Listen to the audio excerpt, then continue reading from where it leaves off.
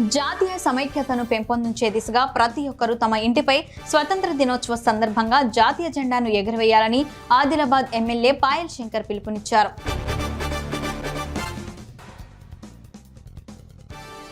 రాయదుర్గం పట్టణంలో BEd, D.Ed అభ్యర్థుల కోసం ఉచిత కోచింగ్ కార్యక్రమాన్ని ప్రారంభిస్తున్నట్లు ఎమ్మెల్యే కాలువ శ్రీనివాసులు పేర్కొన్నారు.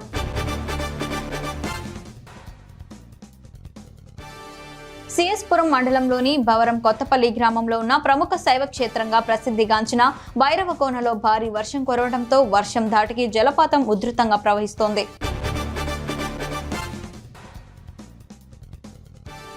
బంగ్లాదేశ్లో హిందూ దేవాలయాలపై జరుగుతున్న దాడులను నిరసిస్తూ హిందూ ఐక్యవేదిక జగిత్యాల పట్టణ బంద్ పిలుపు మేరకు హిందువులకు మద్దతుగా వ్యాపార, వాణిజ్య వర్గాలు, విద్యా సంస్థలు, హోటళ్లు, షాపింగ్ మాల్స్, సినిమా థియేటర్లు, పెట్రోల్ బంకులు స్వచ్ఛందంగా బంద్ పాటించారు. ఆర్టీసీ బస్సులు యథావిధిగా నడిచాయి.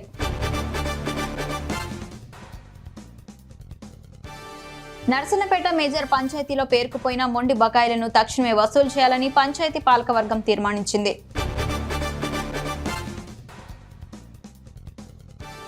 తమిళనాడు రాష్ట్రంలో ప్రభుత్వం అందిస్తున్న రేషన్ బియ్యాన్ని కుప్పం మీదుగా కర్ణాటకకు తరలిస్తున్నారు. కంటైనర్లో తమిళనాడు నుండి కుప్పం మీదుగా కర్ణాటకకు తరలిస్తున్న వాహనం టైర్ పంచర్ కావడంతో విషయం బయటపడింది.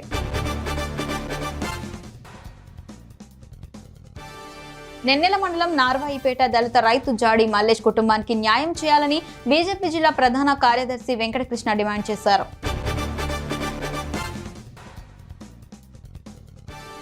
నారాయణపేట జిల్లా మాగునూరు మండల కేంద్రానికి చెందిన ఎంఆర్పీ శంషాబాద్ కు బయలుదేరి వెళ్లారు.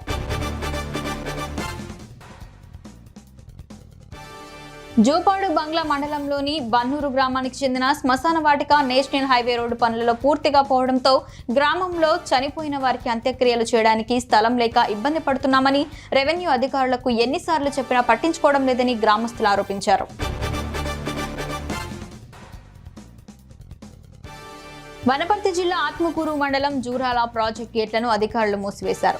ఎగువన వర్షాలు తగ్గుముఖం పట్టడంతో ఆల్మటి, నారాయణపూర్ డ్యాంల నుంచి జూరాలకు వచ్చే వరద ప్రవాహం తగ్గింది.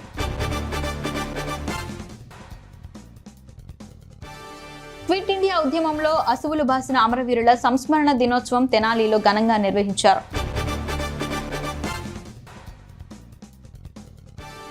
ప్రభుత్వ ఆదేశాల మేరకు 45 రోజుల పాటు రెవెన్యూ గ్రామాలలో సదస్సులు నిర్వహించడం జరుగుతుందని నరసన్నపేట పోలాకి తహసీల్దార్లు సత్యనారాయణ, సురేష్ కుమార్ తెలిపారు.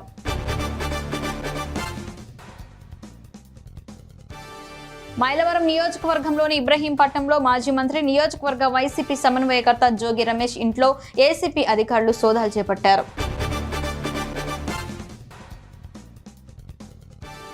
విశాఖ సాగర తీరంలో హర్ఘర్ తీరంగా ర్యాలీ నిర్వహించారు.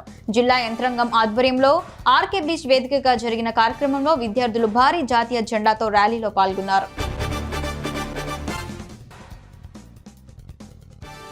తణుకు మండలంలోని సర్పంచులు, కార్యదర్శులకు నిర్వహిస్తున్న శిక్షణ తరగతుల్లో భాగంగా 2వ రోజు తణుకు మండలం మండపాక గ్రామంలో కొనసాగించారు.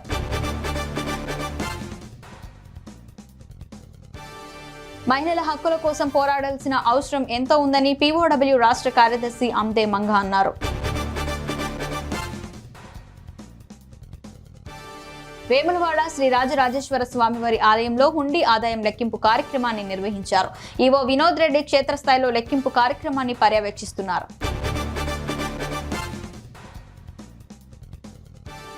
ప్రముఖ సాహితీవేత్త, రచయిత, తెలంగాణ సాంస్కృతిక శాఖ మాజీ చైర్మన్ జూలూరి గౌరీశంకర్ రచించిన మా వాటా మాకే పుస్తకాన్ని ఓయూ జేఏసీ అధ్యక్షులు, బీసీ విద్యార్థి సంఘాల JAC chairman doctor HL Dattatreya ఆధ్వర్యంలో ఘనంగా ఆవిష్కరించారు.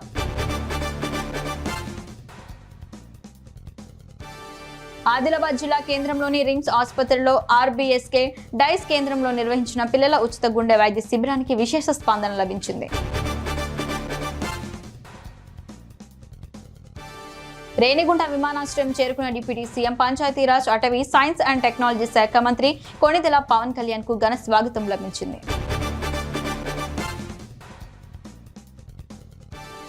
ప్యారిస్ ఒలింపిక్స్ లో కాంస్య కొల్లగొట్టిన భారత హాకీ జట్టు నేడు స్వదేశానికి తిరిగొచ్చింది. ఢిల్లీ ఎయిర్పోర్ట్ లో వీరికి ఘన స్వాగతం లభించింది. భారీ సంఖ్యలో హాజరైన అభిమానులు డోర్లు వాయిస్తూ సందడి చేశారు.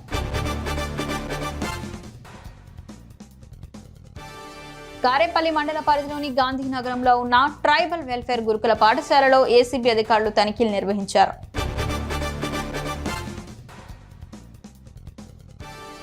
సూలూరుపేట నియోజకవర్గంలోని అంతరిక్ష పరిశోధనా కేంద్రం షార్లో జరిగిన జాతీయ అంతరిక్ష దినోత్సవంలో రాష్ట్ర ఉప ముఖ్యమంత్రి కొణితెల పవన్ కళ్యాణ్ ముఖ్య అతిథిగా హాజరయ్యారు.